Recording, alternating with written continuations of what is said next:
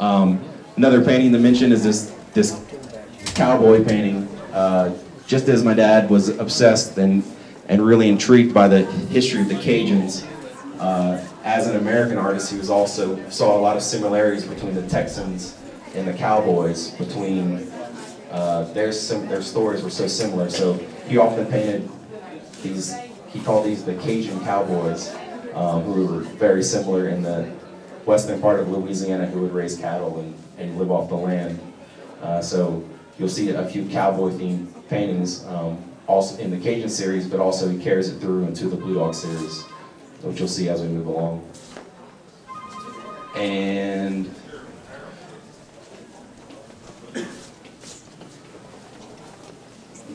I guess we'll move into this part over here. Good to see you, man. I really like this painting. It's called Jacques' First Dance. It's called... This painting is called Fée Dodo, also known as Jacques' First Dance. So that's me. Dancing with my little blonde girlfriend at the time. My current girlfriend doesn't like the blonde girlfriend. This is Mallory, my girlfriend right now. Well, the Mikey for a long time. And what you can also see here is he's starting to do actual portraits of people. So these are some famous musicians, Clifton Chenier. Also behind us over here is Huey Long. That's probably his first portrait ever. Huey Long, very famous Louisiana governor, infamous. And he was responsible for building the new Capitol building in the back, but that's where he was also shot and killed and assassinated. So he painted a very ghostly looking Capitol building in the background. And as he started painting these political portraits, other political organizations wanted their people painted. He had developed this certain Cajun style, so even though some of these people in these portraits aren't necessarily Cajun, just because of that development style over the years of the Cajuns, he was able to transform them into as if they were Cajuns in these paintings. So you'll see some other portraits in the other room. So for those of you that missed the first half of the tour, I talked about the other paintings in the other room in my dad's early career of painting Cajuns, that history of how we began painting for the first 25 years of his career. And so we talked about that Cajun history so we could eventually get to the origins of the Blue Dog.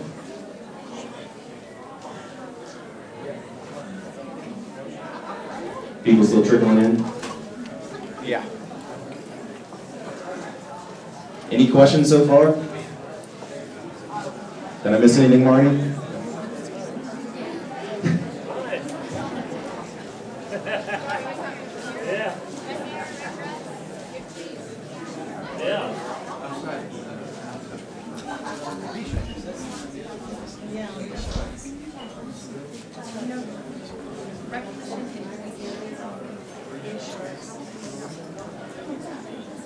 Good, everybody in?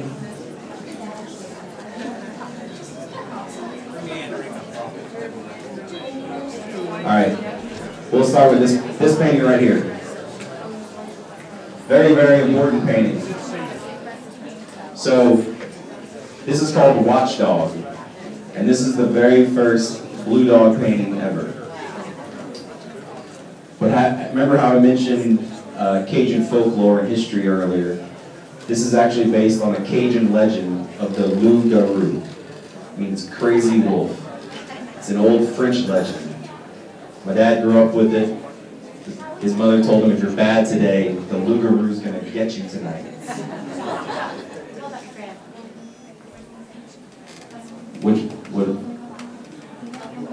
Oh yeah.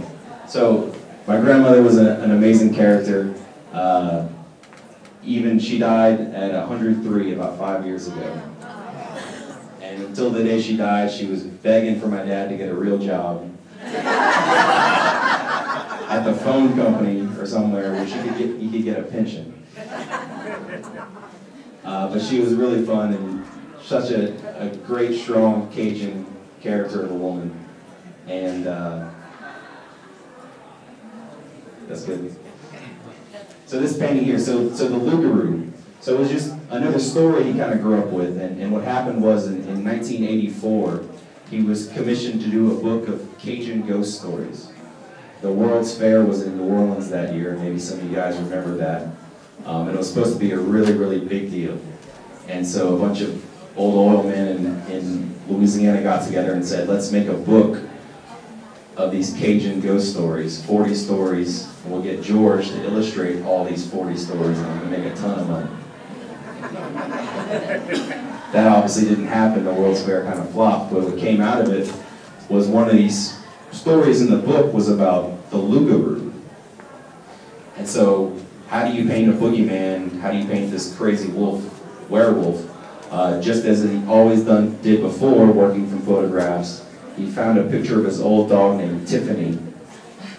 She actually died before I was born, and apparently she was a mean little dog who used to eat the furniture and bite the clients in the gallery and stuff. But it was the perfect little shape, and he liked the way she was sitting, and she would always stay up at night with him in the studio while he painted, and he would take photographs of her. And when he would photograph her, he would always be sitting down, and she'd be standing there, and so he'd be low and take pictures of her from eye level. So that's why when he used the actual photograph for this painting, the Luugarou is eye level up with you, looking straight out at you. So it's a very important kind of coincidence that happened. And so for the next 5-6 years, he painted other Luugarou paintings. As you can see here, this one's called Dog in a Box. And this is another very early one. You know, the Luugarou was still in the Cajun landscape. It was just like he was painting a Cajun person. This Luugarou was around. And so he was still painting many other Cajun pieces while he was still painting this wolf dog. And it was in about 1990 that he had a show in Los Angeles on Rodeo Drive. And it was about 50 Cajun paintings and about 10 Luugarou paintings. And he was walking around the show and he heard everybody saying, "What's up with this blue dog? Can you see this blue dog? Did you see this blue dog?" So he doesn't know what they're talking about. So he's looking outside, he's looking all over, trying to figure out, and he realizes they're talking about my Luugarou paintings. And then it kind of switched in his mind. Maybe this is a blue dog. Maybe this is something else going on here. And so he went back to his studio and said, you know, the Super Bowl's in New Orleans this year. And he just opened a gallery on Royal Street in the French Quarter and said, I'm going to fill this gallery up with nothing but Luugarou paintings and call them Blue Dogs. And I'll be in there painting and we'll see what happens.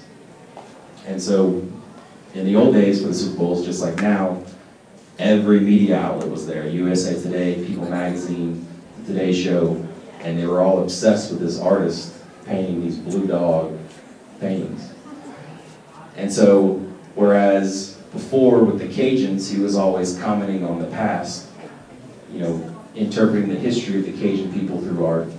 With the blue dog, he could do something else. He could look forward. He could be in the present. And so that's how he viewed the blue dog. And eventually, he painted this painting entitled Luugarou. And what do you see that is not in this painting? Cajun landscape. No landscape, no oak tree. This is the first painting in 25 years without an oak tree.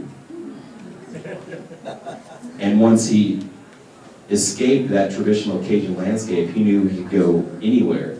He could go back to his pop art roots that he learned in art school in Los Angeles and go completely abstract. And that's when the blue dog really took off conceptually. Because for him, he could paint an oak tree 1,000 different ways. So of course, it was natural that he could paint a blue dog 1,000, 1,000,000 different ways. So for the past 20 years now, he's been trying to figure out different ways to use this imagery, this pop art icon, to talk about life today and to move forward. And so a lot of these paintings in this room carry on that message.